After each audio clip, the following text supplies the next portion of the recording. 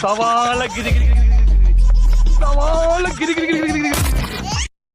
ഒരു ചെറിയ അസുഖമായ ഓടി ഹോസ്പിറ്റലിലേക്ക്, ഗർഭിണിയാൽ ഓടി ഹോസ്പിറ്റലിലേക്ക്. ഈ ആന പേരുണ്ട്, എന്നിട്ട് വല്ല ഹോസ്പിറ്റലിലേക്ക് പോകണ്ട. ഏത് ഹോസ്പിറ്റലാ പറ്റുന്നത്? എഡ്യൂക്കേഷൻ തീരില്ലാത്തോണ്ടാ. അതങ്ങനെ പഠിക്കാൻ പറ്റ സമയത്ത് ഗോലി കളിക്കാൻ നടന്നാ ഇങ്ങനെയൊക്കെ ഇരിക്കും. ആനന്റെ പ്രസവത്തിന് അത്ര അടങ്ങുറച്ച പ്രസവം വേറെ നിങ്ങൾ ചിന്തിച്ചു നോക്കിയാണ്. സുബ്ഹാനല്ലാഹ്, ഇന്ന് വരെ ഹോസ്പിറ്റലിൽ വെച്ചിട്ടില്ല.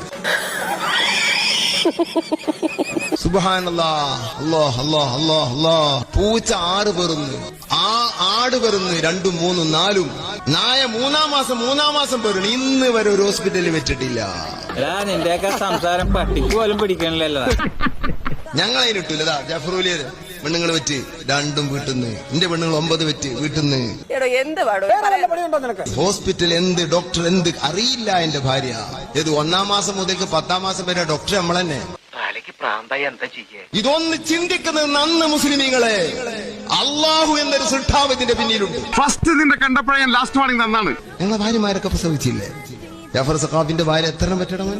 5 വീട്ടിൽ തന്നെ, 2 കുട്ടികളിലൊക്കെ പ്രസവം വീട്ടുന്നത്. ഞങ്ങളൊക്കെ അങ്ങനെ തന്നെ.